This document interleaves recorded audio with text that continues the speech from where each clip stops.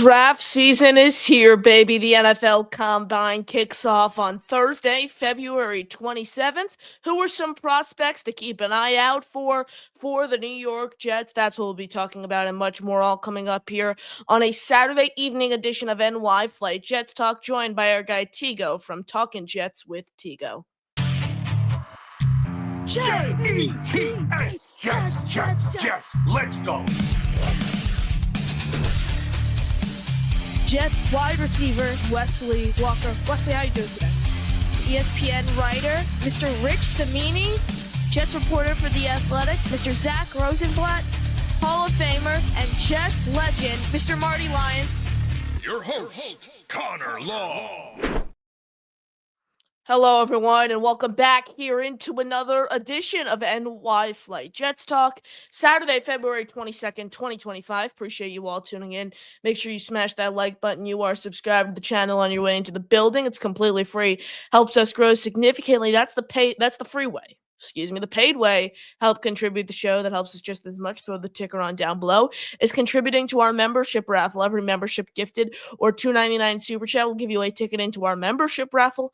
A Joe Klecko signed jersey, Mark Gastineau signed jersey, Bill Parcells signed photo, a free item from our merch store, and a channel emoji among the prizes we're giving away this month. Any questions for Tigo and I, throw them in the chat.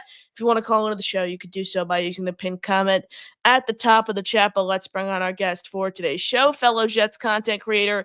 Super pumped to now do a weekly show with him. It's our guy Tigo, his own channel, Talking Jets with Tigo. You see him on Talking Jets. You see him with Ryan on Jets Talk 24/7. Tigo, what's going on? Not much, man. Getting excited. Draft stuff is in full swing, and I love it. Combine soon, and just neck deep in college tape. It's a great time right now. Tigo, I know we were talking before the show, but you mentioned the Combine coming up, kicks off Thursday, February 27th. How much stock do you really hold into the Combine when you're evaluating a prospect? You mentioned digging into film. What you see at the Combine, does that influence your opinion significantly on a certain prospect, depending on what their film looks like? Kind of is the best answer. I think you have to go into every situation with a player, because there are certain things with players when it comes to there are certain things that you're going to be able to learn from a player from their tape. And primarily those are like technique things, right? Mechanics and those things. Those are the things that I would consider coachable, aspects of the game. But there are some players that you just won't get all of the information that you need from the tape. And I think what the Combine does is provide a good basis for, okay, maybe this player hasn't shown us that they can do this, but athletically, is there anything that stops them from doing X thing? A really good example of this was, and I told you this last year, and I'll just tell the chat is, so like last year, there was a wide receiver at a USC. His name was Taj Washington. I believe he ended up going to Miami. But the question with are you thinking of Malik Washington? No. Malik Washington went to Miami. Taj Washington was at a USC. That's what I was going to clarify, because Malik Washington, I know Green Bean was very high on him. Yes. I think he was a third or a fourth round pick last year. Yeah, I just want to, so go ahead. Sorry. Yeah. And Taj Washington, no, they both went to Miami. Oh, they did? Okay. Yeah. Okay. Taj Washington, and then he was really high on Malik Washington. Yes. I necessarily wasn't. They both went to Miami. I remember we were both sad, but that's besides the point. Yeah. And the question about Taj Washington, because when he was at USC essentially runs 6 or 7 different iterations of 4 verts. That's their whole playbook, is 4 verts and a quarterback with a crazy, insane arm. Or at least that's what it was last year. I didn't watch a ton of USC this year. And one of the biggest questions with Taj Washington was his ability to run a route tree.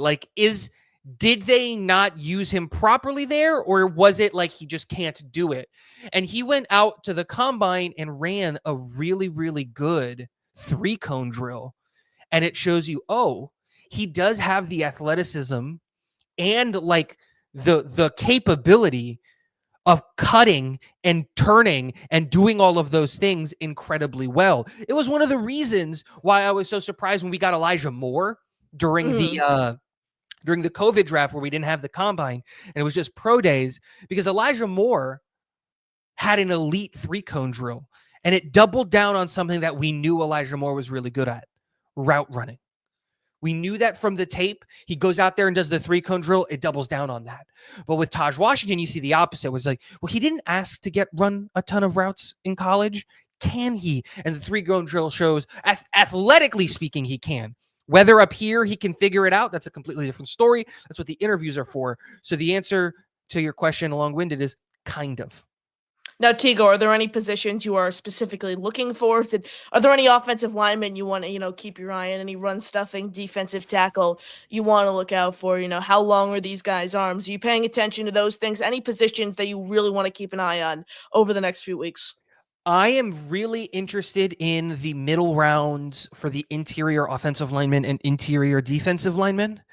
So anywhere from like the 3rd round to the 6th round, or even 2nd round guys, because there are, especially when it comes to this year's class at tackle, there's going to be a lot of questions about arm length and things like that. And so there are certain things there that I'm really, really curious about, because those are the 2 areas that I think that I've kind of, every year I kind of look at the Jets roster and I go like, what's the one position that I kind of know for a fact we're going to take somebody, and I'm going to take like a really deep dive there so that when we take a guy, I kind of know who he is. Last year it was like wide receiver. I went really, really deep in the wide receiver class. I went like 20, 25 players deep because I knew we were taking a wide receiver eventually. And this year it's interior guys in the trenches, because there is, at least I think, expect the New York Jets to take a right guard, and then obviously an interior defensive lineman. That's what I would say from the way too early conversations that I've been kind of hearing in the ether about the New York Jets in the middle rounds. Tigo, thoughts overall on the wide receiver class? You mentioned you went really deep last year. Have you looked at any names this year? I think it's a really interesting class. Ted McMillan is someone, I'm really high on. Agupa, the wide receiver from Ohio State. Yeah, Luther Burden III. A lot of interesting names in this year's draft. Another name I really like is Tez Johnson. The problem is, the reason he's not higher up on my board is we're talking about someone who's 165 pounds. So how is he going to be able to hold his own at the NFL level? That's a massive question. Any wide receivers you want to look out for here? I think one thing I think fans are going to need to start getting used to, because this isn't the norm. But I think one of the norms from now on is wide receiver classes are going to be deep from now on, especially with NIL deals and kids being able to go back to school and being able to transfer relatively freely and all of those things. I think one of the things that people should expect is that we're going to see a lot more wide receivers not taken in the top 10, because there are just going to be so many more wide receivers. I am not a Tez Johnson guy. Okay. And it is because he's 150 pounds. That's what I said. Yep. Literally. And that's the only reason. Like, I don't care about height, because like you can find a use for like a 5'8", 5'9", 5'10", 5'11", 6 foot. Like there's a use case for every sized wide receiver in terms of height. But the problem is, and we're starting to see this already with Tank Dell, the slot wide receiver out of Houston, that if you don't have the physical makeup to take a hit, there's nothing you can do about it. You're cooked. You're done. And it was one of the biggest, like, every year you have a guy that's going to be graded very highly that, like, some people, and I care about this, are just not going to look at him as like a legitimate prospect because of that. So like for me, size matters, and I'm like, weight matters, how much you can carry like on your physical person. And so like, while I loved Tank Dell, the wide receiver, I did not love Tank Dell, the prospect.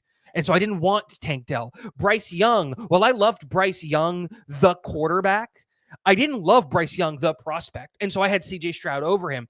A lot of people are going to crucify me for this one, but like, I'll say this. I didn't like Jaden Daniels. I liked Jaden Daniels because he's 6'4", two. So one. What is he? One? Is he late ones, early twos? Like He's it's severely underweight. And that's the thing. And it's like, dude, the quarterback, Jaden Daniels, the quarterback is phenomenal. Don't get it twisted. The problem is Jaden Daniels, the human, is 6'4", 200 pounds. Yeah. That's so small. And so what happened? Like, dude, if Matt Milano can end Mike's White NFL playing career running up the middle, and Mike White is what, 6'3", 230? What happens when he comes full speed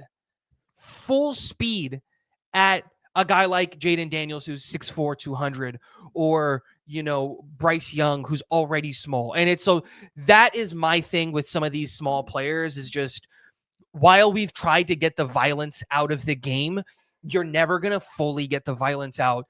And everybody loves to see those big hits. And what happens when you take your first one? Are your ribs just going to snap?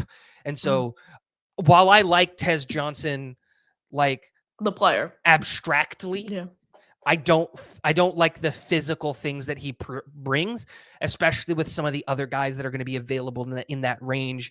Isaiah Bond, who again also slight, but he's got 20 pounds on Tez Johnson. You know what I mean? Or Savion Williams, who is like 6'5", 230. Like that. Jalen Noel from Iowa, 5'11", 210. So again, smaller guy, but he's carrying some weight. And so Torrey Horton, 6'3", 185. Again, another player who's tall but slender. So you have some questions there. So, and I'm not saying that those guys can't work, but it's just, that's a risk that you need to be willing to take. 1,000%. Tigo, I don't know if you've looked into this guy, but my sleeper for this year in the wide receiver class, I'm not saying he's going to come in and, be a top 10 wide receiver in this league. I just think on day 3, he's certainly a name to take a flyer on. Yep. Nick Nash, San Jose State. No, I'm super high on Nick Nash, though, because his numbers are through the roof. If you look at Nick Nash's numbers last year, problem is, Tigo, he's also a similar weight to Tez Johnson at 5'11", 167 pounds. It's LeJante Wester, the wide receiver out of Colorado. Last year, he was super productive. He has a lot of routes. Expanded route tree, very nuanced when he's running his routes. They're very pristine. He's someone who could potentially come in as a punt returner, carve himself out in that role right away. Again, the main concern is the weight. Like, you're 5'11", 167 pounds. You're gonna get killed on your first hit, like you said. So then you look at some, that I think that's one of the main reasons. For example, Ted McMillan, if he's able to unlock all of his physical traits and fully use that 6'5", 212-pound frame, he's potential to come in the league as a top 10 wide receiver without a question. Like, that height is special. Well, maybe not top 10, Tigo, like top 10, top 15, something like that. An average starting wide receiver in the NFL, if he's fully able to utilize his frame there. So I know you mentioned a lot about weight. How much does size overall, though, for you really matter when you look at a wide receiver? Again, it just depends on what are you looking for in a wide receiver. Right now, what I'm looking for the New York Jets is a guy who can catch anything in his area code. So for me, there are two numbers. Yeah, I love Tet. There are two numbers that I care about when I'm looking at a wide receiver. 2.5. It's height and wingspan. I like to consider those the same kind of ish number, because height tends to be indicative of wingspan, not always, but tends to be indicative of wingspan. And then your contested catch rate. Those are the two things that I really, really care about. And like the things that are in and around that. So if your height, weight, and length are all good numbers, like 6'2", 6'3 plus, awesome. And you're like Tet. Let's just use Tet as an example, because everyone's going to know Tet. Tet is 6'5". He's above 6'2", so it gives me there 215 pounds. Beautiful. That means that he's not so heavy that he's Kyle Pitts, carrying that much weight, but he's also not so slim that he's Torrey Horton, where he's a problem. He's carrying good enough weight so that he has a good combo of speed, athleticism, all of those things that are going on. And then you look at, now let's look at the numbers. What's his drop rate? 7.7. That's fantastic, because that that's indicative of a person with secure hands. What's his contested catch rate? 60%? 60%. Fantastic. That's indicative of a player that when he gets a 50-50 ball, it's not actually 50-50. And then you like look on top of that and you go, okay, what are his like yards per reception in college? Like, what do they look like? And every year it's above 15. So you're just like, okay, so he's running, generally speaking, longer, slower developing routes. He tends to be the second or third read, assuming they run a pro style offense at Arizona, which they do not. And when he's down the field, he's catching a majority of his passes. And if they hit him in the hands, he's dropping 1 out of every 10. That's a fantastic rate. It's a fantastic rate. It's less than 1 out of every 10. So that gives you a lot of hope in a player's just straight up without looking at any of the tape, without just looking at the numbers.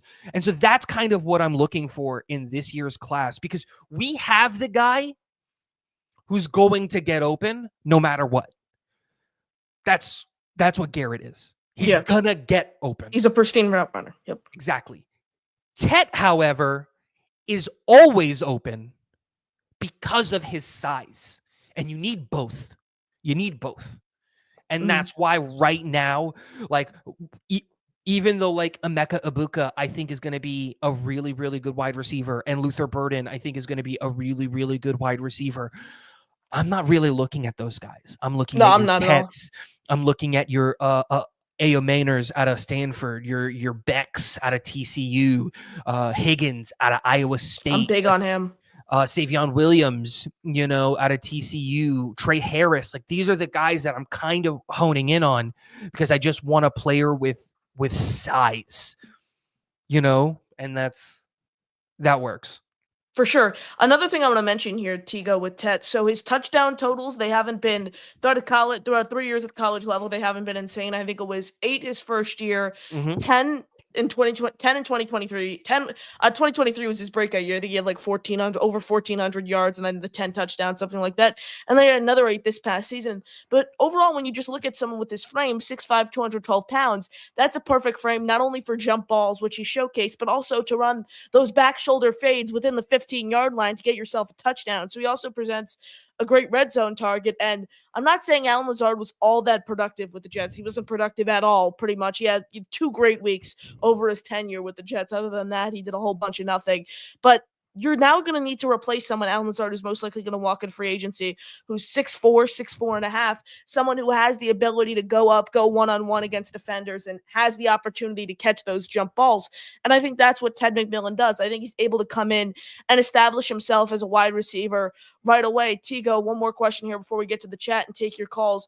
Are there, anyone else you're looking for? I know you're not big on taking a quarterback in this year's draft, but how do the measurables for a quarterback affect your opinion on anyone? Again, I think that there is such thing as too small. So like Dylan Gabriel's out. Shouldn't take Dylan Gabriel. And then that's really it. I think that like the 2 guys that I have like just immediately like removed from my list of quarterbacks that like I just don't for the Jets are Dylan Gabriel and Jalen Milroe. Because ultimately I think you go QB size overall matters, and then QB hand size matters. And so Dylan Gabriel is just one, he's old. I think he's like 25. He's played everywhere, but he's small, he's slight, and he's left-handed. That's 3 strikes. You're out. You can't be all 3 of those things. Left-handed? What left-handed goes matters. into that? Oh, because wide receivers. It matters for wide receivers, generally speaking, because when they throw the ball is spinning the other way. And most quarterbacks that you play with it's a very, very small thing, but like it does impact the game. If you ask a wide receiver when they catch a ball from a left-handed quarterback, it's weird. It's not like a thing that like you can't learn. Of course you can, but generally speaking, especially with a guy who's that small and that slight, I don't want my backup quarterback to be right-handed and the other guy to be left-handed. It's just a weird. I don't want my wide receivers to think about what way the ball is spinning. Everyone You know? smash that. Yeah, for sure. Everyone smash that like button. Make sure you guys are subscribed to the channel. Greatly appreciate your support. Connor Long, talking Jets with Tigo here on a Saturday edition of NY Flight Jets Talk. Follow Tigo's work, Talking Jets YouTube. Subscribe to his channel, Talking Jets with Tigo. We're going to be alternating the show every week on each other's channels. If you want to call into the show, you could do so by clicking the pinned comment at the top of the chat. Keep the questions coming. We'll get to those super chats. We'll cut the line. Our guy Sam Aiken, appreciate you, comes in with a $5 super chat. Tez Johnson has the most receptions on his team. He was also the best run blocker on his team. Heart matters also. Tigo, I don't think it's, like you mentioned, those are all valid points to make a case for Tez Johnson. You can also say he had a great week down in Mobile at the end of January. Mm-hmm. However, ultimately, size matters. You can have all those great traits, but if he was 5'9", 180, I'd be like, perfect. He would be a lot higher on my big board. The main thing is you're looking at someone who's under 170 pounds. That nearly never works at the NFL level, like you spoke about there. Yep. And that's the whole thing. Is just like a great example of that is like when you're scouting tight ends. One of the things I think a lot of people get hung up on when they're scouting tight ends is like they either look at the tight end as a blocker or a pass catcher and never as both. And like the question that you need to ask yourself whenever it comes to these tight ends is just like, okay, let's say they're a good pass catcher. A great example of this was like Brock Bowers last year. Brock Bowers was an elite athlete. He was a mismatch every single time, and he had great hands. But he struggled in blocking. But the question that you had to look at when you were scouting him was like, was he willing? Was he in it? Did he want to block when it was a run play, when it was a pass play, and it was time for him to block, or did he just half-ass it? And when you watch those guys, you're just like, boom. That guy loves the game. And you see that this year with going into this year, like the tight ends in the first round this year. Like, for example, I know everyone's expecting me to talk about when it comes to tight ends that I'm going to talk about Tyler Warren. No, I'm not talking about Tyler Warren, but Colston Loveland out of Michigan. Okay. Colston Loveland I've spoken about him. Is a fantastic pass catcher. And where he struggles mightily is in the blocking game. But boy, every single rep that he's asked to block, does he give 135%. He's not good at it at all. He needs work. And that's something that you can get coached up. But like Colston Loveland is the type of guy that likes to play the game of football. He likes the violence, the grit, everything about that part of the game. And so for me, I'm really high on a guy like Colston Loveland because of the fact that, one, I think 2023 was a phenomenal year from him. And in 2024, when we saw worse quarterback play because JJ obviously went to the NFL, he was still phenomenal. But there are things that you look at him and you go, oh, he's not here just about like glory and stats and stuff like that. He's here to play the game of football. And I love that in a kid. I think a really, really good way to separate those two is like, do you want George Kittle or do you want Travis Kelce? Because those are two different tight ends. Travis Kelce can block, but he's more of a pass catcher. He's a weapon. Where if you look at Kittle is a tight end. I think Kittle's the best tight end in football right now. And I think that's because not only is he a weapon, when San Francisco lost everybody, he was still there, and he was still their number one pass catcher, helped me win fantasy this year. But he also, in the run game, he's moving defensive ends. He's moving, linebackers. He's doing the dirty work. And that's why I love Colston Loveland so much. So, Tigo, where would you value London? If the Jets, let's say let's say Abdul Carter's off the board, which will happen. Cam Ward, Shadur Sanders off the board, Ted McMillan, Mason Graham, and then who's the last guy I'm looking for? I think and then we'll throw like Will Campbell, Travis Hunter. That's who I'm looking for. Those 6 guys. So I think the 6 players who I think the Jets should cut. I would only take one of those players, pretty much, except maybe a Tyler Warren or, a Mike Green out of Marshall. Let's say the Jets are Darren Mugier and Glenn are sitting in the draft room. They're like, hey, we really need a tight end. We really liked Colston Loveland during our evaluation. We really liked Tyler Warren during our evaluation. We're taking one of them. 7th overall pick, Tigo. Who are you taking? At 7, I have to take somebody. I can't get out. Yeah. One of the Malachi tight ends. Starks. One of the tight ends. Oh, I'm taking Warren. I Okay, think okay. Warren is better year 1. I think Loveland might be better year 5. I think So he's more Warren, of a project in your eyes. No, it's not that he's more of a project. It's just like Warren is the better tight end prospect. I just don't like talking about the same guys over and over again.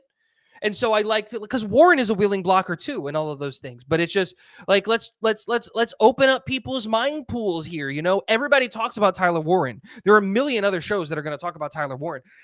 You probably talked about Tyler Warren in previous shows, but no one's giving guys like Colston Loveland and Gunnar Helm and Mason Taylor, Terrence Ferguson some love. And so that's why I used him more about, it's not, I think a lot of people have him as like bottom of the first, top of the second grade. I have a middle of the first round grade with Colston Loveland. So if you trade out of 7 and you can get in the 15 to 20 range and you're staring down the barrel of taking one of these tackles that's a guard, or, you know, you're having a conversation about possibly going like one of the interior defensive linemen or one of the tight ends or things like that. Like that's where I have like, that's an interesting conversation to have in that range of just like, how much more do you value Loveland over Derek Harmon, or how much more is Kelvin Banks Jr. valued than Loveland, or those are the Matthew Golden, the wide receiver out of Texas. And that's where I think it becomes interesting.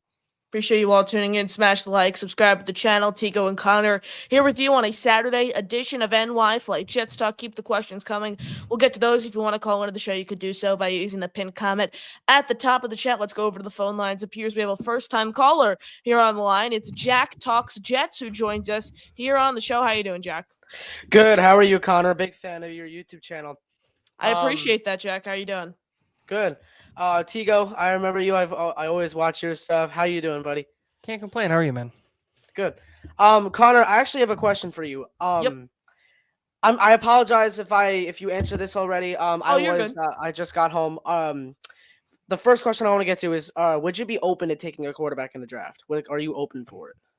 Depends where for me, Jack, overall. Like if Cam Ward or Shedeur Sanders are on the board at 7, I'm not taking Shedeur under any circumstance at 7. Like if he's there, you trade back no matter what. Cam, I think about it. I think you have to do your own evaluation on Cam Ward, but I'm just going to say right off the bat, all those quarterback needy teams and the Giants, the Raiders, what was I going to say? The Titans, all those teams passing on Cam Ward would concern me a little bit. Like I said, you'd have to do your own evaluation. However, all those teams passing on Ward who need quarterbacks, who need a starting quarterback for next season, would concern me significantly. At any point in the draft, yes, I'm a big Will Howard fan. I know Tigo hates Will Howard, but you know, I hate all of the quarterbacks. Let's get it right.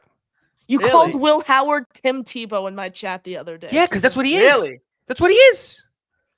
Will Howard's not a good quarterback. No, but to be fair, none of these kids are. Compared to last year's class, no. But I think like if Will Howard's there in the 4th round or late 3rd round, I think you take him. Because I think among the quarterbacks, he's going to have the most seamless transition into the NFL level based on what scheme he was running in college, how accurate he was throughout last season. He's a winner, over 1,800 dropbacks at the college level. I like Will Howard. I really like Kyle McCord, too. He's a pocket passer. I could see Tanner Engstrand really liking him, just seeing what the Lions did with Jared Goff this past season. My player comp for Kyle McCord is Jared Goff. So someone of that nature, maybe, you're talking about a Tyler Shuck. Tyler Shuck would be a lot higher for me. The problem is he's going to be 26 years old in September, 6'5", 225 pounds, varying arm angles, very underrated mobility. He's a leader. He's very, very mature. He would be higher on my list if he wasn't turning 26 years old in December. So sure, it was a long-winded answer, but yes, on rounds day 2 or 3, pretty much not at 7 though. Now, since you're saying that at 7, would you be open? I get his draft stock did drop quite a bit during the span of the college football season.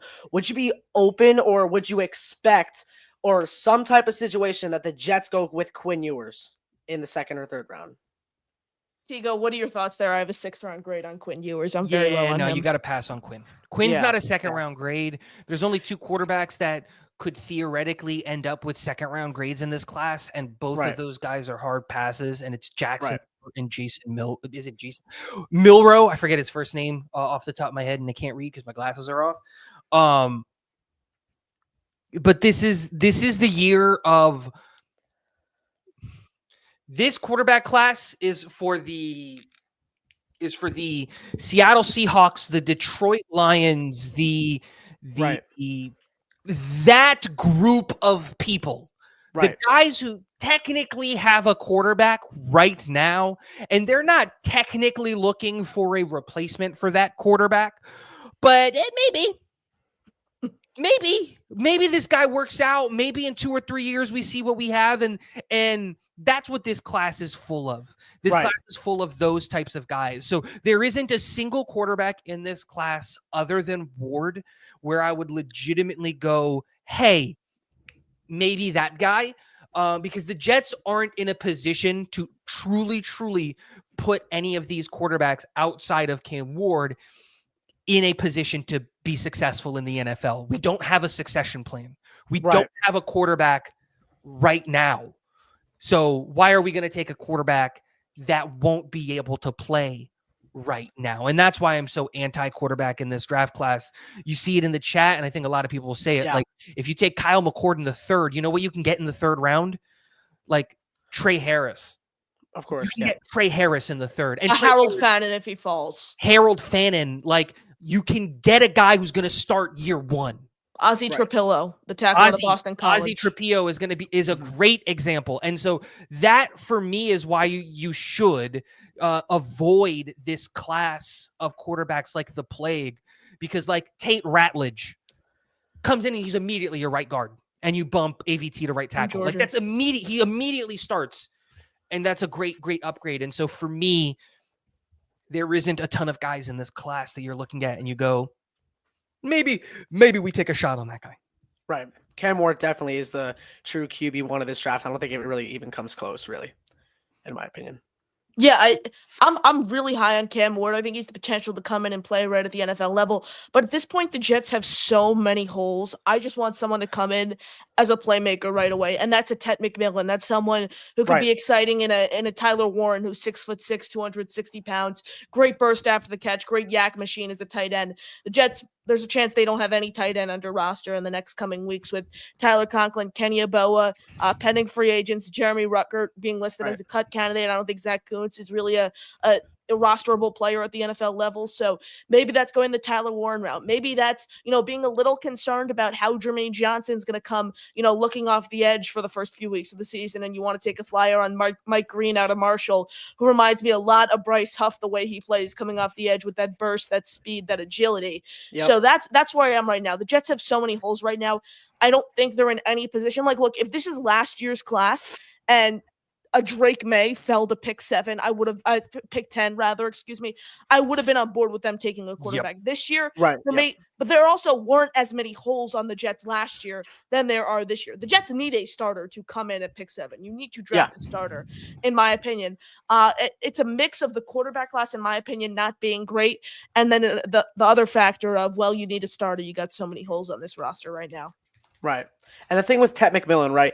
I know you guys mentioned this earlier, how he's, he would make a great combo with the Jets offense, right? Because of his abilities to always get open, right? But the thing that really impresses me the most is, like, he's a very tall receiver, which means, of course, he may not be the fastest one on the field, but he can sure as heck stride it out very well to the point where that's how he does get open and able to catch the ball very well by striding these cornerbacks out and being able to make a play deep downfield. And I think that's exactly what we need, along with Garrett Wilson maybe in the slot, or maybe not, maybe even Garrett Wilson like running some medium routes or something just to get the defense spinning and able to get Tet over the middle or over the top or something. That's why I think Tet would be a very good pick for the Jets at 7. I think too many people value separation as a wide receiver skill. And like, I've watched, especially being down here in Florida, I've watched 10 years of Mike Evans not create separation once in his career and go for 1,000 yards every year. Right. He's never had separation that like he created from his route running. All of his separation is just, hey, corner, eat some ass. And he's just like, I'm longer from hip to hands. I'm longer than your entire body. Right. And so like, that's, I think, a skill set that I think The game's gotten so fast that people forgot that this is a gladiator sport. This is Right, I see your point. I see your point. I love hockey. Hockey is one of my favorite sports, and hockey has become so much about speed now. And you're seeing the same thing in hockey, which is just like, wait, this is a contact sport. I don't care if you're skating at 24 miles an hour. I'm 100 pounds heavier than you. Just there's the ice and feel it. And I think a lot of people forget that, like, dude, this is a gladiator sport. It doesn't matter how far away you can get from the guy. That's a skill totally, right? But like, yeah. Can you wide receiver catch ball? Can you catch ball? I don't care how you do it. Can you catch ball? Done. Right. I mean, that's not my only point about Tet. It's just I just noticed that a lot from college, and I thought the Jets could use that. But Tigo, I totally agree with your point. I definitely think receivers now, especially now in the NFL, have more ability than what they had back then. Just like you were saying, but Jack, appreciate you hopping on as always. Appreciate your support. Funny enough, I just saw your hit on the Jake Asman show. You did. I was probably rewatching that show today when I saw it. So great stuff as always. I know you got your own Jets pod going, so plug that and hit me up, email me, hit me up on Twitter, and we'll get you on as a guest sometime here, Jack. All right, thank you so much, Connor. Loved it. Of course, appreciate it. Super fun time, Jack. Have a good night. Of course, you too. Our guy Jack Talks Jets checking in here on the Saturday edition of NY Flight Jets Talk. Great call as always. Subscribe to his Jets pod, Jack Talks Jets. Great content as always. Another up-and-coming New York Jets content creator. Smash the like, guys. Subscribe. Keep the questions coming. We'll get to those. Call into the show with the pinned comment at the top of the chat. Let's go back to the phone lines. Our guy Laysal. Hey. Laysal, you're on the NY Flight Jets Talk. Everything going well on your end? Can't complain. Can't complain. Okay. Well, when it comes to the pass catchers on pick 7, I will say I would rather us trade down for a pass catcher if that is truly possible. Because I feel like there's a lot of depth in this wide receiver and tight end class that, like, why do we have to pick one at 7? That's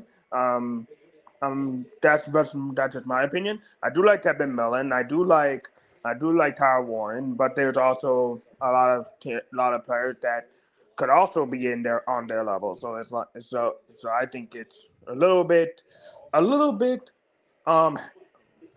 too fast to go after a playmaker at that position. I think we need to trade down if we're doing that.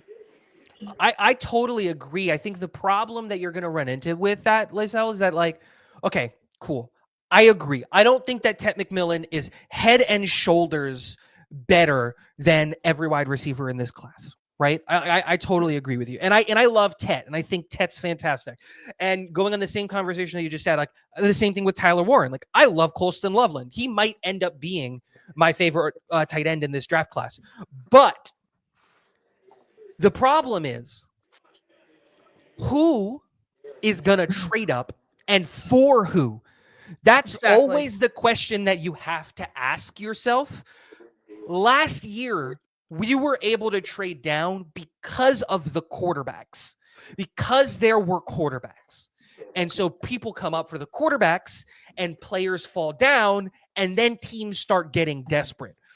When you look at this class, there are 3 players worth trading up for, and none of those 3 players are making it to the New York Jets at 7. And that is Travis Hunter, Abdul Carter, and Cam Ward. That's it. I think I could add one. Who's that? I could add one. Will Johnson. I don't think you trade up for Will Johnson. That toe injury. I don't think anyone can look at his injury history.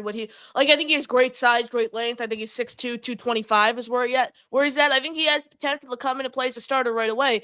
The thing is, I don't think there's any team that's really threatening to take Will Johnson. That's why when everyone really tells me, "Oh my God, the Jets should trade back with the Cowboys, and the Cowboys can come up and get Genty." Well, the Jets most likely aren't going to pick Ashton Genty, so why would the Cowboys pick us to trade up with? And if that makes sense. Like, I think Ashton Genty is going to be there when the Cowboys are, I think they have, the 12th overall pick? I think he's going to be there when the Cowboys are on the clock. So I just don't think Will Johnson is that. There's a few players. For the Jets, I wouldn't trade up for anyone. For other NFL teams, here are the players I would potentially look trading up for. Travis Hunter, Abdul Carter, Cam Ward. Depending on your positional needs, those are the 3 guys. Yes. That's it. No, I would just said Will Johnson because some brothers like, or I would say Mason Graham because people might I think he's a like little the idea overrated. of them on their team, I think he's a little like a overrated. Cowboys. He has a technique issue I noticed from watching him. Like he's a good player. I think he's a first round caliber guy. I just don't think he is worth all the hype that he's getting as being, this top 2, top 1 guy, this can't miss interior defensive tackle. Tigo, I want to get your thoughts here. Mason Graham's on the board. Is it a foregone conclusion that you just run the card right up to the podium that you're taking Mason Graham, or are you still going to explore options? For me, it's exploring those other options. If he's there at 7, I would take him. Like if he's there Let's at say 7, him and Tet. Let's say him. I and would Tet. take Tet because I think the value is better there. But Okay. like again, it's just like it's a thing of for Graham to get to 7, one of the other guys had to get taken that we thought like one of the other guys was taken. So like Tet can make it to 7, cool. But if Graham's there at 7, then Tet got taken. I think the real issue. I think Mason Graham is a phenomenal player. He is one of the very, very few, like, I legitimately have a first round grade on in this class. There's a ton of guys that are going to go in the first round. I think I have 11 first round grades in this class. And I think that's it. And Yeah, Mason Graham definitely has a first round grade. He is probably the third. I think he's number 3 on my big board. Of like just straight up, he is a phenomenally good player. The problem is take the Jets outside because Mason Graham is a perfect scheme fit for a guy next to Quinnen Williams. Like he's a perfect scheme fit. Take Graham out of the equation and let's say somebody's trading up because this is the context that we're talking in. Yeah. Why would you trade up for Mason Graham when his teammate Kenneth Grant also is probably going to have some people that are going to give him a first round grade, or Walter Nolan, the interior defensive lineman out of Mississippi, also going to be given a first round grade, or Derek Harmon, the interior defensive lineman out of Oregon. So like the thing is Mason Graham, phenomenal player, not so much better than the other guys available in the first round that you have to go get him. He's not Quinnen Williams when he was coming out of that draft class. He's not, Jalen Carter. Like he's not those guys. He's a really, really good scheme fit for the New York Jets, and that's why we should consider him at 7. But if you're another team who needs an interior defensive lineman like desperately, so like the Panthers or the Saints or the San Francisco 49ers or the Dolphins, like you can just wait. You don't need to come up and get Mason Graham because you'll just get a guy who's kind of just as good wherever it is that you're picking. No, I do. Lacey, appreciate the call. You got any final thoughts? Okay, just 2. Okay. First off, to Tigo, because I seen you in like calling before. I just want to say, I was okay with Aaron Rodgers going. Cool. I was okay with Aaron Rodgers going only because of this. I've seen Peyton Manning, Drew Brees come out at the age of 40 and fall off a cliff. Mm-hmm. It's hard to tell me, Aaron Rodgers could come back. It's better than ever. When you go up to the age of 40, the only player that I've seen not be hit by Father Time is LeBron James and Tom Brady, and Aaron Rodgers ain't none of those players. And then the second thing, Brooklyn Nets are beating the hell out of the 76ers right now. They are? That's up and go. Thank you, Lacey. You're a Nets fan. F the tank.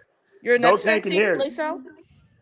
Sorry. Screw the tank. Sorry. Oh no. I was just saying you're a Nets fan. I didn't know that. So yeah, I gotta open the score on the other tab. Thank you for letting me know. Look, the tank isn't going well over at in Brooklyn at the Barclays Center. I think they're gonna get the 10 seed. They're gonna get a playing seed. Who knows? Maybe they could put something together. NBA Finals 2025, Brooklyn Nets. Who knows? Lacey, appreciate the call as always, man. Peace out. Peace.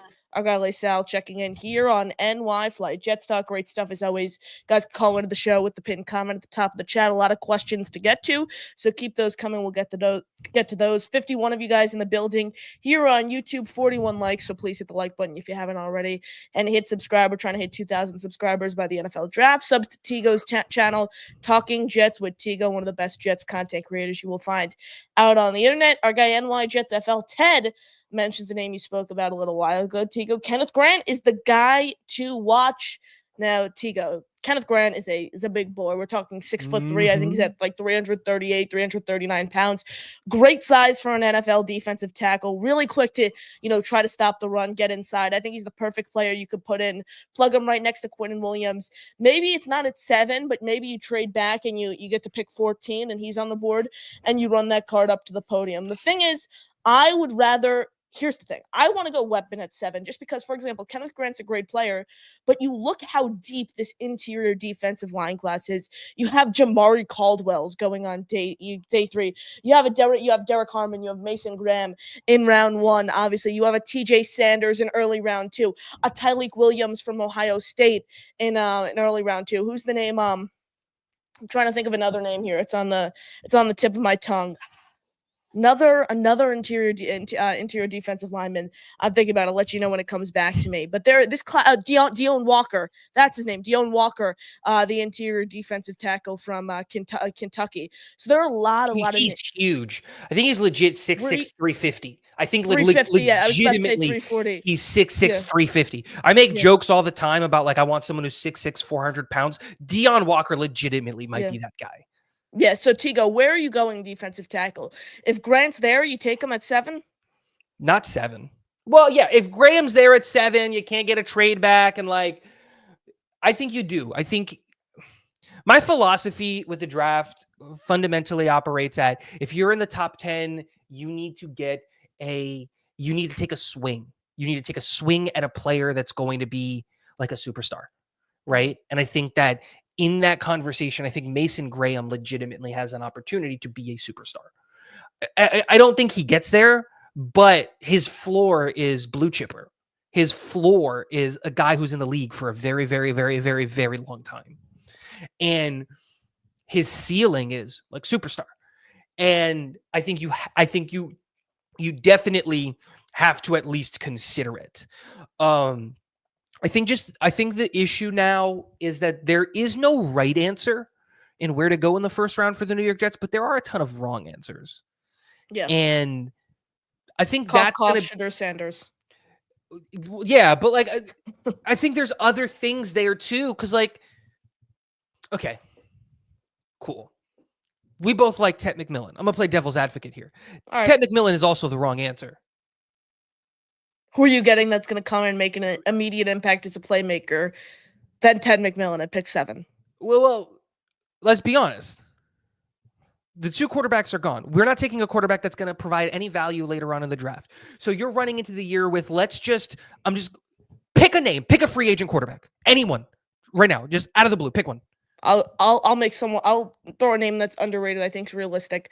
Taylor Heineke for $2.5 million. So your quarterback room going into this draft class is Taylor Heineke, Tyrod Taylor, and no, you got the one. I gave you one. You said Heineke. I gave you an opportunity to say Fields. You said Heineke. So it's Heineke. We would have went down that rabbit hole then, Tigo. Yeah, it's Heineke, it's Taylor, and it's Travis. Those are your 3 quarterbacks. The reality is, Ted McMillan coming to this team isn't really going to help those 3 guys. But what might help those 3 guys is more opportunities with the football. And so you can argue that Mason Graham is a better pick. And in the reverse, you're like, okay, Mason Graham is that's the thing. And this, I think the problem that we're all going to run into with this draft class is that every pick is the wrong answer just as much as it is the right answer. Because there is no, at least I'm having a hard time seeing a path forward where it's just what is the best allocation of assets? We're in no man's land. It's World War II. We're between the 2 trenches. We rushed out of our trench alone, and we're in the middle of no man's land. And the question now is do you run forward or do you run back? Do you just jump into the next trench and see what you can do? Or do you run back to safety and hope that you can get there in time? And that's where we're at.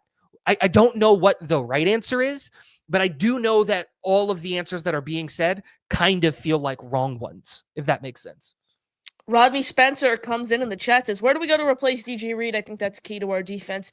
Tigo, I've been very vocal, and I want to spend big money for a CB2, whether that's finding a way to get DJ Reed back here, whether that's signing Carlton Davis, who has a connection to Aaron Glenn, whether that's signing Javarius Ward, who has the connection to Steve Wilkes. I want to get a legit cornerback two in here to play opposite Sauce Gardner. I like Brendan Eccles, but you bring him back for 2 years, $10 million. He hasn't shown me enough that he's able to come in and replace someone who was very, very underrated with the Jets the past few seasons in DJ Reed. I completely disagree. Okay. I do not want to spend big money on corner, because the way that I look at it is you can spend big money on corner, 20, 21, $22 million, but understand you're going to have to pay Sauce. So you're going to end up in a situation where you're going to have $40 million tied up on two corners, $40 million plus tied up on two corners. And it's just not smart business. And I think that Brandon Eccles has absolutely shown us that he can be a starting corner in the league. He's not so much of a boundary guy, though. Yes, he is. Yes, I don't trust him on the outside. I don't trust him. His rookie year, he was exceptional. So good, in fact, that when we brought DJ Reed, we said we're done. We don't need an extra corner. We don't need to draft Sauce in the first round because we have DJ Reed, we have Bryce Hall, and we have Brandon Eccles, and that's more than okay. And then when the injuries started happening, because we still drafted Sauce, and it was time to play guys, Eccles got looks over Hall, remember? And Hall was supposed to be the next. He was a starting corner. And let's also not forget that Eccles was the only person on the defense getting interceptions. And he wasn't a full-time starter. He was the only person the last 2 years. Last year? What did he have, two interceptions last year? One? How many interceptions did we have in total? 5? Mills had 2. Yeah, probably 5, 6. So he's a third of our interceptions as a backup. Like that's the point. And I think of in a starting. I mean, you want to play that game? Jordan Whitehead had 3 interceptions in week 1 against the Bills. No, like totally. But what I'm saying is he's the only person. We had 7 interceptions last year, and he led the team with interceptions. It was him and Ashton Davis with 2. And so, like, the point that I'm getting at is, like, I'm not trying to say that he's like a legitimate superstar corner, but I don't think you need that. You need guy who can play average NFL corner. That's what Eccles is. Because with that $20 million, do you know what you could do with $20 million? Sticking into the defense? 2 really, really good safeties. And I think that's a bigger priority to me than the corner. You can get 2 really, really good safeties that immediately come in for $22 million total versus paying Carlton Davis $22 million just for him and still having a hole at safety.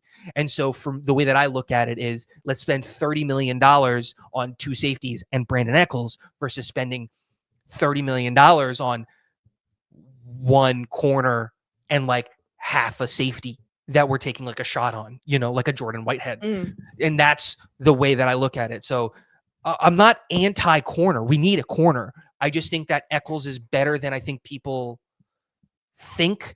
I think it's another reason why, the way that I look at it, I had been pounding on the table for Jamian Sherwood to start over CJ Mosley for like almost 3 years now. After his rookie year, I was like, CJ, we got to bench CJ. And then CJ went and had a Pro Bowl year and an All-Pro year and all those things. And I was like, okay, I got to back this up, but I still believe this. And like, it was something that I kept saying. I was like, if Jamian Sherwood just got to run, like legitimately got to play snaps, get over I'm coming off the bench, like legitimately let him play snaps. Watch out, because he's a really, really damn good linebacker. I didn't expect him to be as good as he was, because he was like a top 10 linebacker in the NFL. He was third in tackles.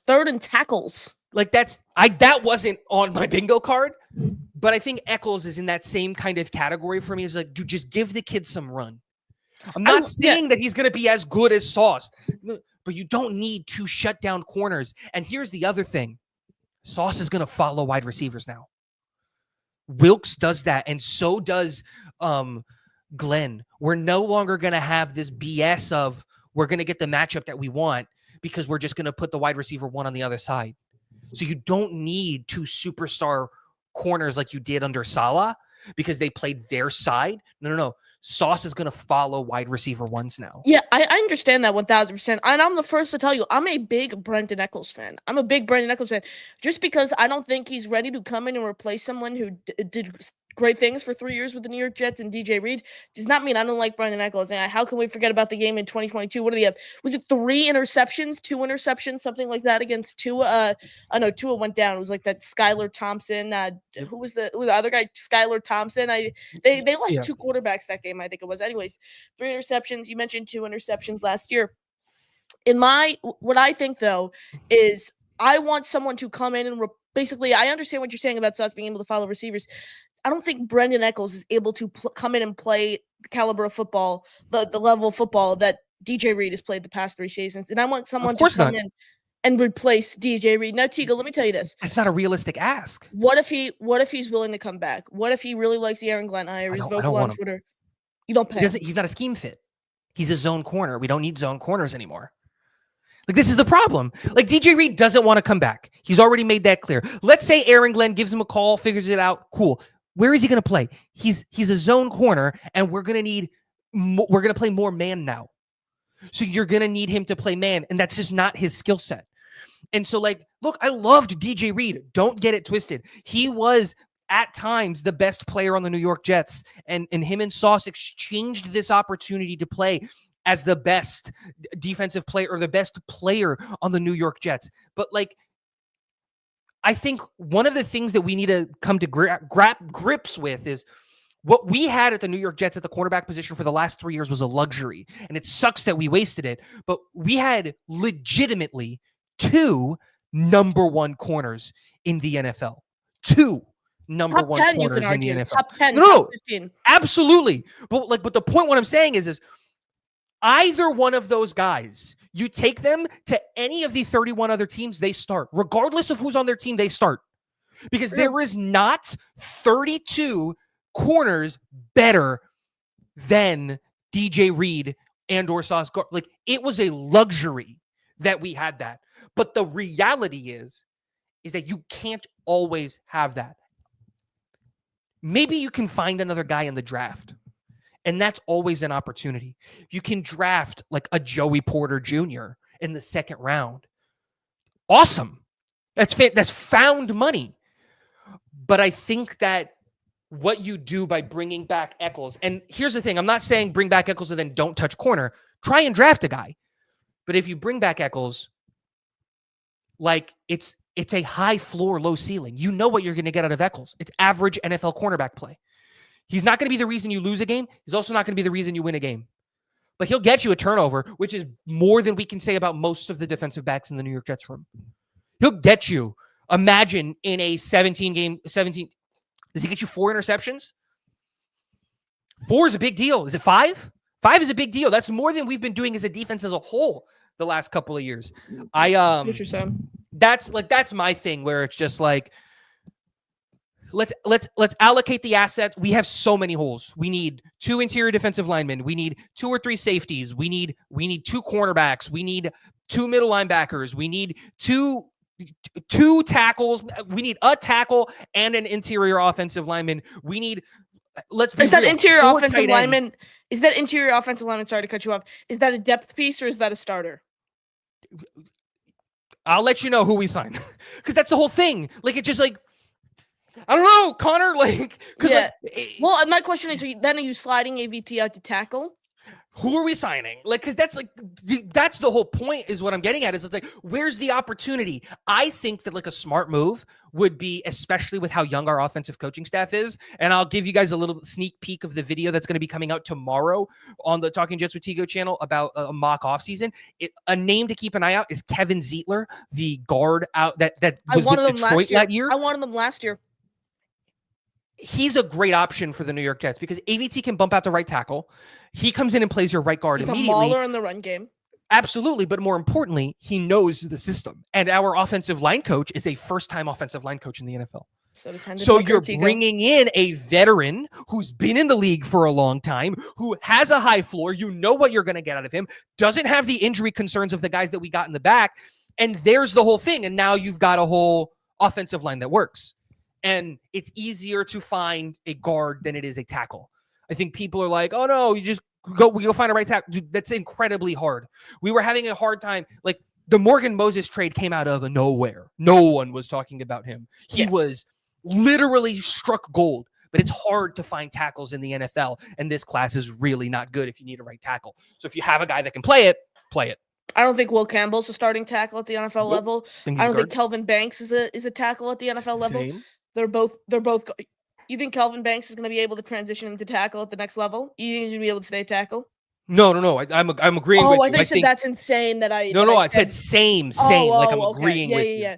He's also, even if, no matter where you put him at guard or tackle, he's one of the handiest players I've ever seen. He's going to get called for holding every quarter practically. So again, you don't draft an offensive lineman under any circumstance. I thought last year was a great pick with Olu Fashanu, trying to build some continuity from when it comes to a depth standpoint. But also, I'm happy that we at least saw him in several starts where he looked okay. So I think it was a great sign with Olu Fashanu this year. However, I think you made that pick.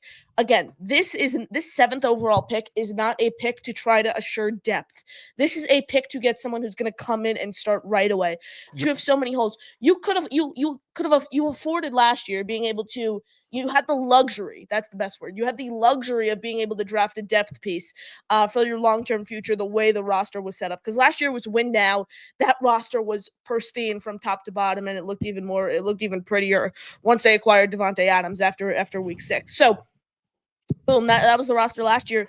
Now, though, it's a completely different scenario. You got to fill out so many holes on the roster. So that's why I think she's not the same team as the past few seasons. A few questions here in the chat before we let you go. Subscribe to Tigo's channel, Talking Jets with Tigo. This is where we will be alternating channels every single week. So this show will be on his channel next week, and then so on and so forth throughout the entirety of the offseason. Appreciate all your support. Hennessy Heisman in the building says, I hope a trade down is possible.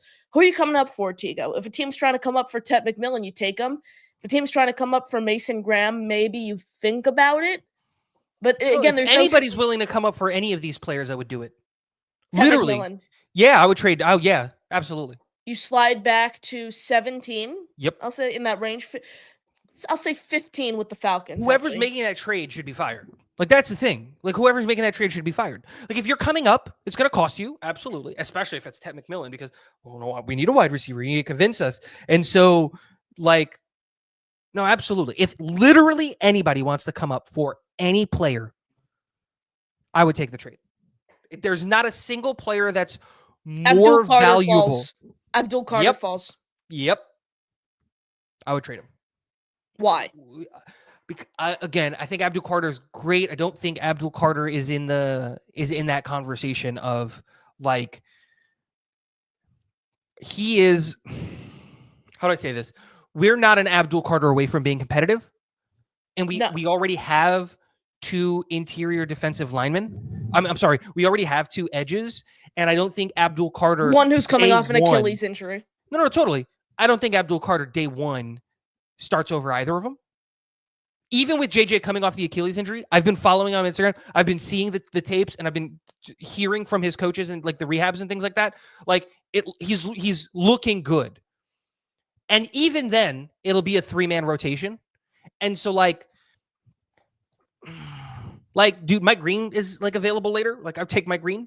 And Abdul Carter's way better than Mike Green. But, like, Mike Green is, like... Shamar Stewart? Like, I had Will Parkinson on the other day. I spoke about him. Here's the thing. It's such a gamble because you're taking someone who has the traits to be such an elite edge rusher, but was putting up 4 sacks a season at Texas A&M. Like, he has the traits to be such a talented edge rusher, but he hasn't shown it. Like, that's too much of a gamble. The question is, like, what did you think of Trayvon Walker? Remember that draft? What did you think of Trayvon Walker? Like, and because that's what Shamar Stewart is. Like, crazy traits. Like, crazy traits. But, like, traits kind of amounted to anything. The thing was, the mistake was the Jaguars took Trayvon Walker over Aiden Hutchinson. I knew that was a terrible pick. No, totally. Since day one. Like, I think Aiden Hutchinson was more of an NFL-ready player. Like, he comes in right away. He could be a 10-sack-a-year guy. Trayvon Walker hasn't worked out, and that's coaching and because the Jags are bad. But, like, it's just, yeah. Now, where are you on Will McDonald's? You think, what does his role look like? Because I feel like you have the potential to bring in Abdul Carter. I think Will Johnson is not Will Johnson, excuse me, Will McDonald. Who knows what he's able to accomplish with Steve Wilkes as his defensive coordinator and Aaron Glenn as his head coach, but he is more of just a pure pass rush specialist for me. He needs to work. You don't think so? No. You think he's an every down player at the NFL? I think he can be, absolutely. He can be, but don't you want to add another body there? No, I'm not saying not to add another body. The question was, Okay. if someone is willing to trade up, would you take the trade back? To that question, yes. This draft class is not so good that there is a singular player that you don't pass on. This class is not that good. It's just not. And I think we've reached the point where people are starting to overhype the players. Dude, Abdul Carter, he's a monster. He's a monster, and he's probably the best player in this class. He's not so good that you pass on another first in next year's class for him. Because that's what you could get for Abdul Carter. The extra first in 2026 is more valuable to this team than Abdul Carter. And you're getting an extra first to slide back to 15, you think? If you're coming up for Abdul Carter, yeah. If you're okay, the Falcons, yeah. coming up. Abdul Carter has somehow gotten to 7. Yes, you're paying an extra 1 to come and get Abdul Carter. Because that's Ted the whole point. Ted McMillan, though, for Ted example. McMillan's not going to get you an extra 1. But again, Mason Graham. Not going to get you an extra 1. That's a 2, and I think that's like a 2 and a Totally. day 3 pick, probably. But that's what I'm saying is like the only guy that's going to get you an extra 1 in this class is Abdul Carter. Maybe Travis Hunter. Yeah, that's yeah. And to me, both of those guys are not so good at their positions that like neither one of them is a generational talent. Neither one of them is a can't miss prospect. That's the way that I look at it. Really damn good. I would love Abdul Carter on this football team, but like I would take the extra 1.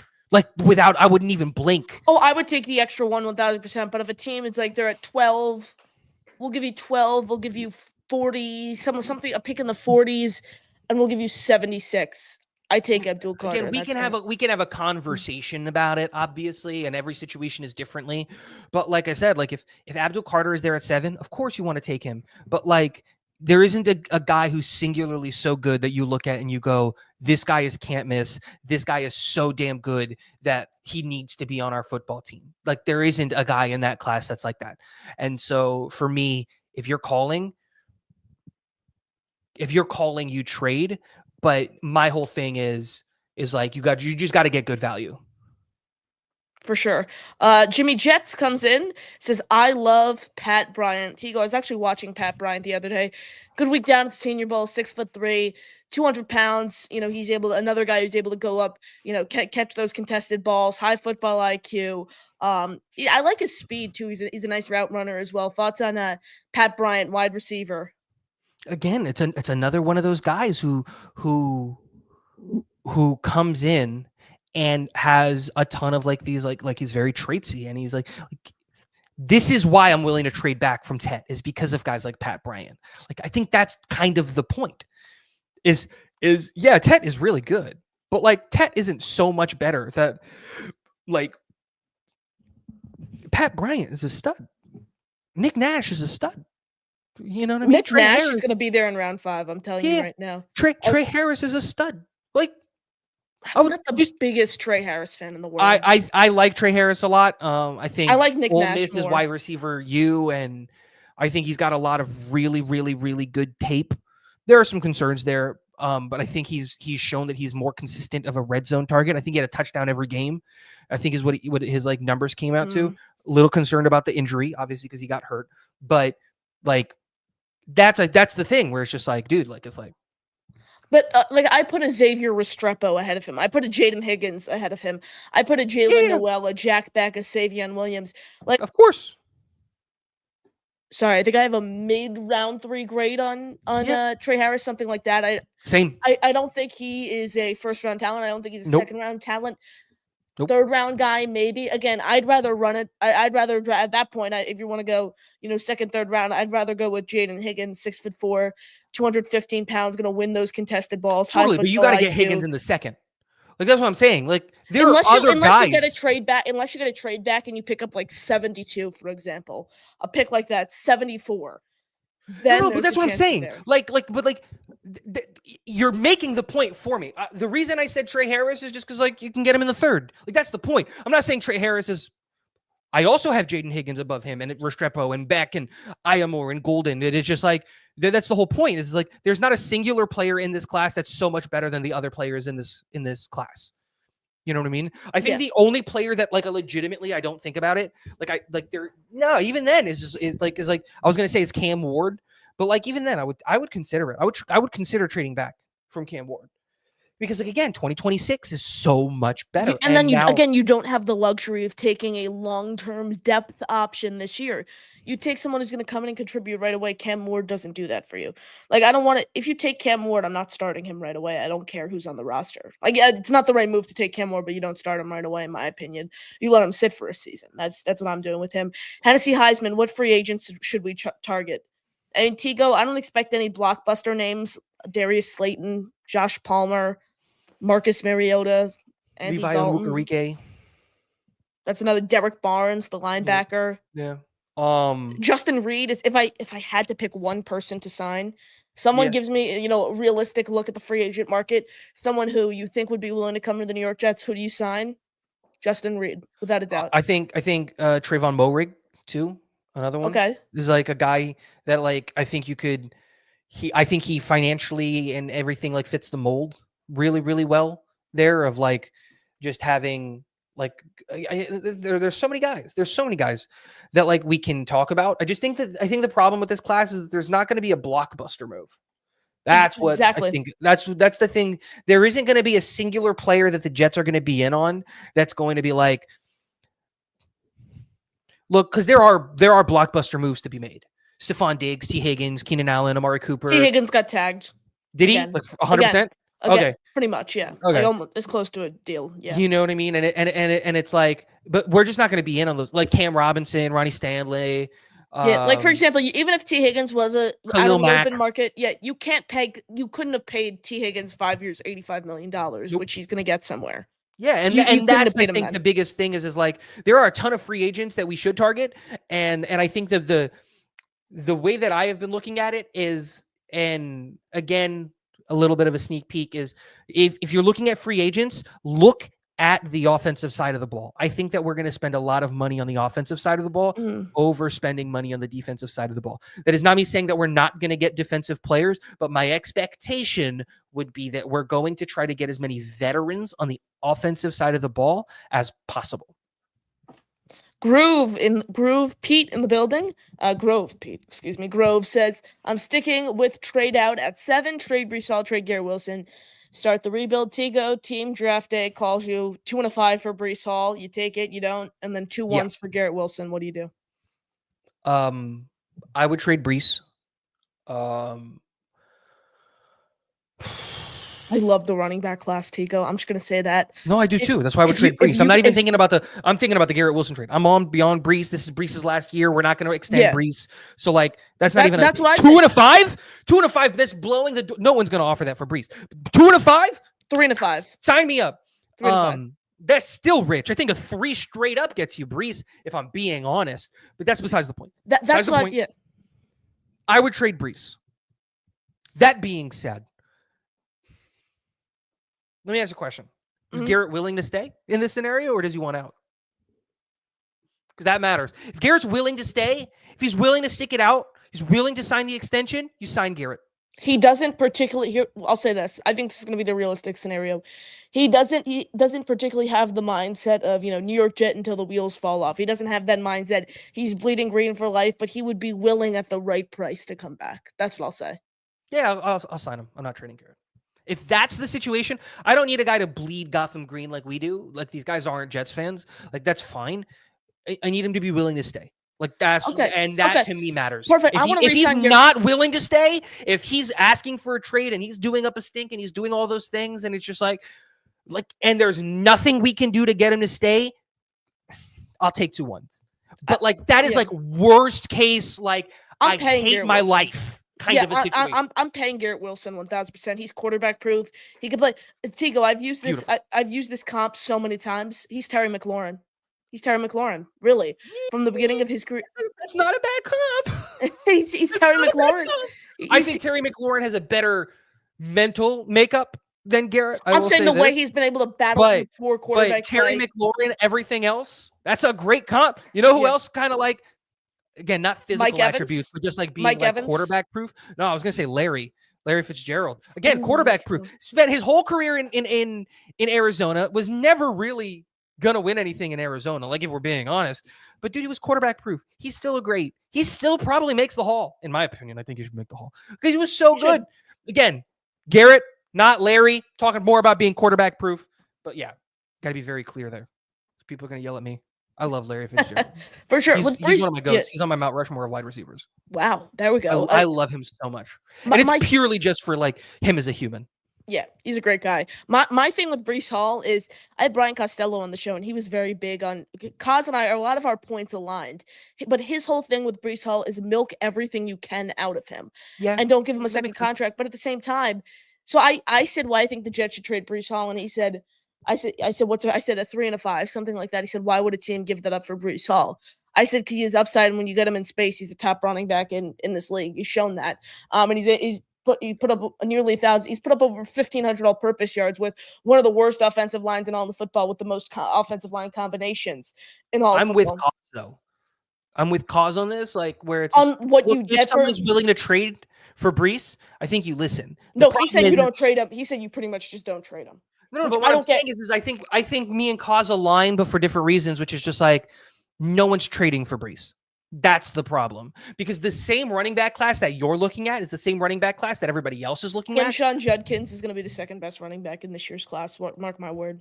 And so, like, gee, really? Okay. Yeah. But what I'm saying is like, you're looking at it and you're like, Ashton Genty, Amarian Hampton, Scattaboo, Johnson, Judkins, Henderson, Sampson, Judkins, Harvey, Martinez, Smith. Like, there are so many running backs that you. Trevor Etienne, all these in names. The way late rounds. You can get him you can get him day 3, and you're just looking at it and you're just like, yeah, or even like a Kyle. Why am I going to trade a 3rd round pick for Breece Hall when in the 3rd round of this class I can get Quinshon Judkins? In the 3rd round of this class I can get Travion Henderson. In the 3rd round of this class I can get Devin Neal. That's the point. So I think if a team offers that, his whole thing was you don't trade Breece unless you get offered a 1. Pretty much, my whole thing is like someone offers you a 3 and a 6, literally a 3 flat out. I think you take it because again, Breece Hall isn't getting a second contract with the Jets. Genty at 7. But that's the thing. Even if you keep Breece though, Tigo, no one's willing to come up. Do you take Genty at 7? Never. Why? Never. Is it because of the positional value? Yeah. And again, we have Breece. Just run Breece into the ground. I agree. Like, if you're trying to win games next year, you run Breece into the ground. If you legitimately believe that you can win games next year, there's not a quarterback that you're going to get that's really going to help you win games all that positively in 2025. Run Breece into the ground. End his career as a New York Jet because you just hand him the ball 40 times a game. Literally. Hand him the ball 40 times a game and then Braylon Allen the ball 20 times a game. There's your whole offense. Run the ball 60 times and see what can happen. Because those guys are good. And like, if that's the case, go and get a right tackle in the 1st round. Now, who that guy is, I have no idea.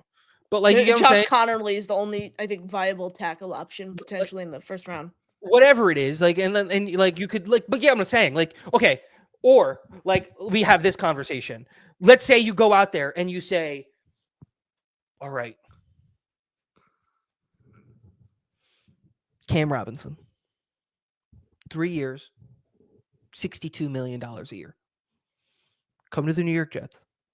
Be our left tackle. Olu, play right tackle. I don't forget a quarterback. Take Scattaboo in the 2nd. We just run the whole offense out of Wildcat. The whole offense out of Wildcat. And then he's just like, you could convince me.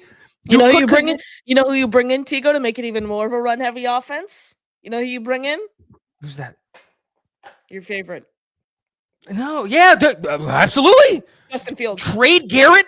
Who needs wide receivers? Trade Garrett at that point. Draft Genty. Don't even sign Fields. Just draft Genty at 7. You literally just run Genty up the middle, Brees on one side, and Braylon Allen on the other. That's it. That's your Wildcat formation. Which one of those three guys is getting the ball? You never know. I think the guy on YouTube, his name's Year, he's always in the chat. He threw out the potential name of Dredrick Wills from the Browns, who's a free agent for like $5 million in free agency. And Tigo, we're talking about these names, and my whole thing is Kaz pretty much confirmed with me on Friday that the Jets are most likely moving on from Morgan Moses. So a second reporter now is confirming that pretty much. I don't get it. We're talking about these names, Dredrick Wills. You're talking about paying Cam Robinson. You might as well have just paid Morgan Moses, who's a veteran leader who seems like a player everyone would want in the building.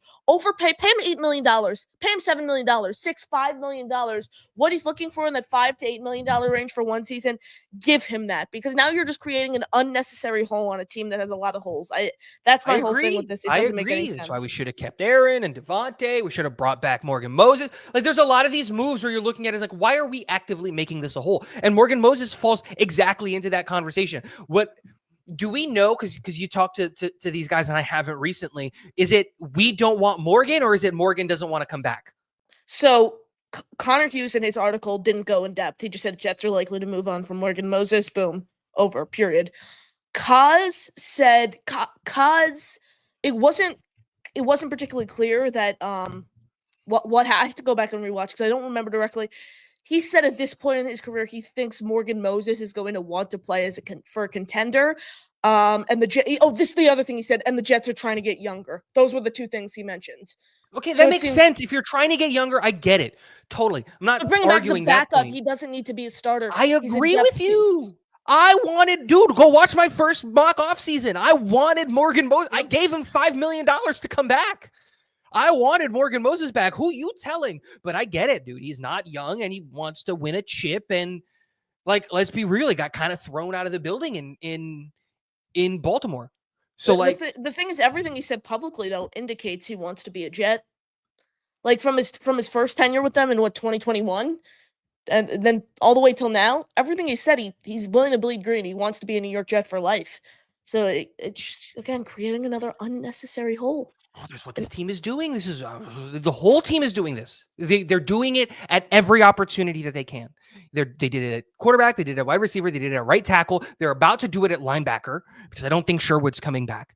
Here's the thing. The Jets are in such an interesting scenario in the situation with the linebacker position because they could, as we enter the draft, they could either have so much linebacker depth or they could be so thin at the linebacker position just because there's a chance CJ Mosley and Jamie and Sherwood both come back. That's the best case scenario. And then boom, you're all set at the linebacker position. You pay Chaz Surratt 1 year, 2 year deal, bring him back as a depth piece alongside Zaire Barnes, who's still coming back from that injury. But at the same time, there's a strong chance you lose both Sherwood and Mosley.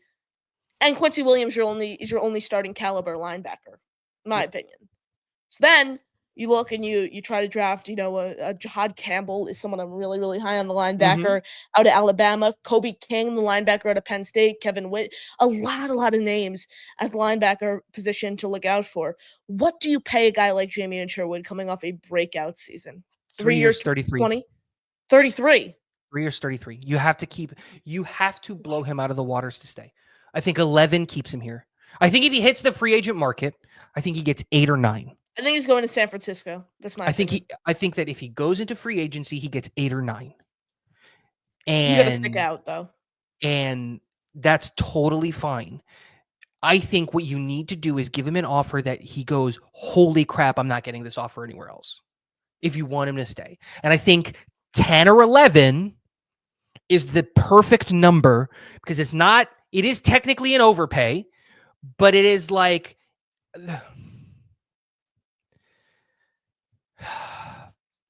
it's a weird situation, but like the point is like he's the one player that we're going to lose that I would do the overpay for.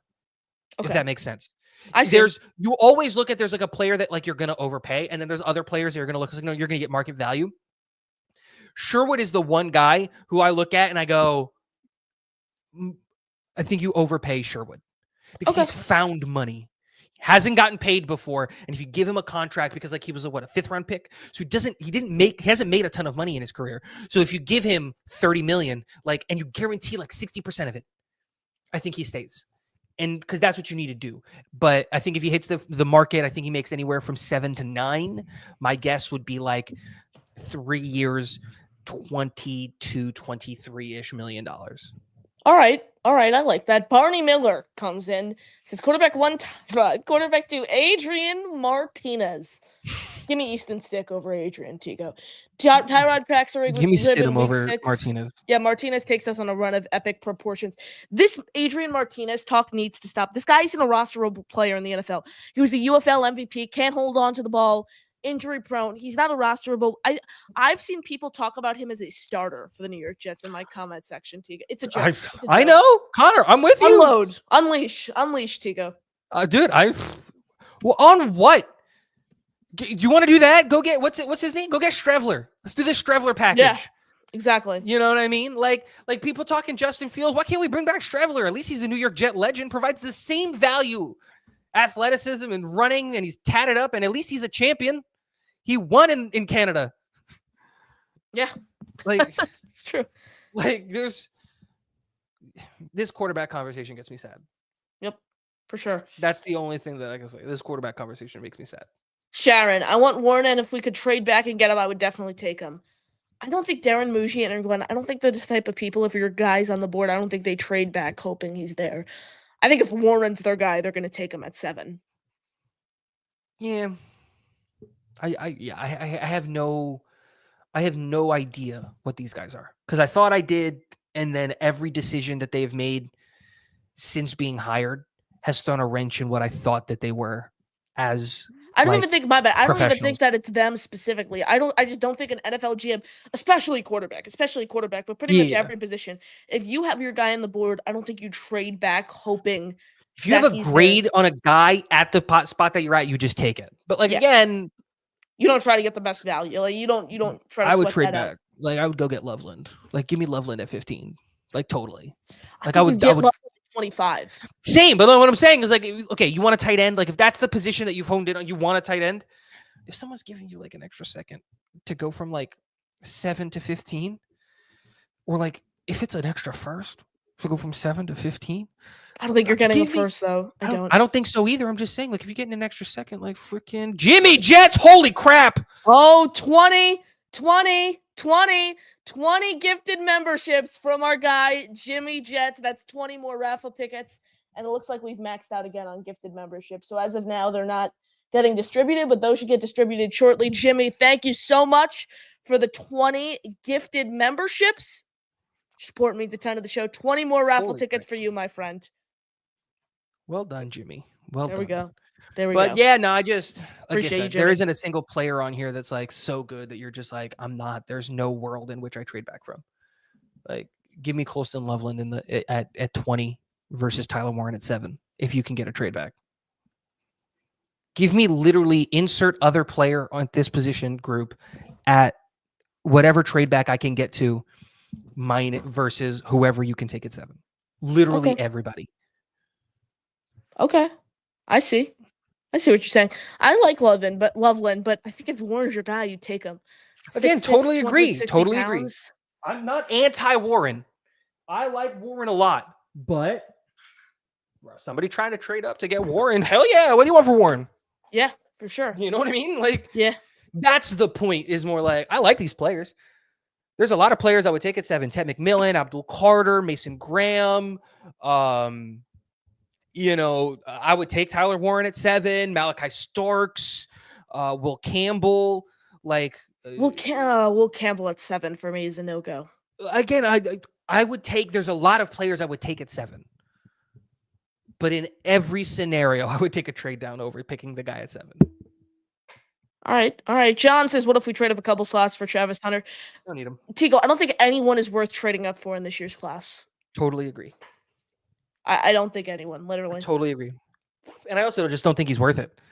I don't think he's probably going to be a corner at the NFL level because he's a better corner.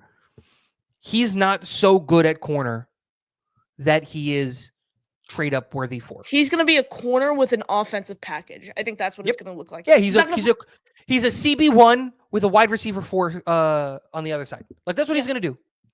You want a jet sweep, you're going 4 wide like Travis go in, but that's what he is. For sure. Our guy Dylan Towerman in the building from Jet Nation. Tigo, do you draft 2 safeties or sign one and draft one? Yes. I want to add 3. Yep. Yeah. I think you draft 2 safeties and sign one. Yeah, so that's whether that's Xavier Watson, RJ Mickens. Like I'm big on Xavier I think Watson. I think you sign a safety, you draft a safety high, and then you get another one in like the 7th round. That's the way that you do it. Like you go high safety. So you go like in the 1st, 2nd, or 3rd round, you get yourself a safety. So like Malachi Starks or Xavier Watson. Watts, Castro, like those types of guys, you go and get it. For sure. I get that 1,000%. Oh, yeah. Jeffrey R. comes in with a $60 super chat. Jeffrey, thanks so much. Please use this for memberships for sure, Jeffrey. After the show, we will convert that into raffle tickets. Jeffrey, thanks so much for your support on the show. Appreciate that. The $60 super chat. So what is that? 30-something raffle tickets for you, Jeffrey. Appreciate it, and I appreciate all your support here on the show. Tigo, super fun. We'll end with this one here from Mild Wave. Talking about some discourse that went on in our NY Flight Jets Talk Discord today. Why the hell was I criticized for my mock draft, Tigo? Because the problem with his mock draft was that he got fully out of the 1st round and only got an extra 2 and an extra 3 in next year's draft class. Getting extra picks in what is not a overall good draft class in 2025 does not make any sense. If you're going to trade back and you can only get a 2 in next year's class, that's totally fine.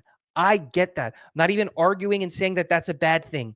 His first pick was at 34, which meant we gave up totally picking in the 1st round, and we didn't get anything extra in 2026 except for a 2 and a 3. If you're going to be falling back out of the 1st round, you need enough ammo to get back into the 1st round next year. That's why you were criticized, is because the players that you picked did not outweigh the value of losing the players you could have picked in the 1st round. Tigo, super fun doing this with you. Everyone smash the like, subscribe to both of our channels, NY Flight Jets Talk and Talking Jets with Tigo, our first of many off-season shows together. In the books, we'll be on at 8:15 every single Saturday next week on Tigo's channel and vice versa. But I'm here no matter what every single day, 8 p.m. on the weekdays. And then, for tomorrow, we're not at 8 p.m. though. Like I said, weekends, we switch up the times a little. Let me check what time I'm at tomorrow. Quickly, we have a super fun guest, first-time guest on the show.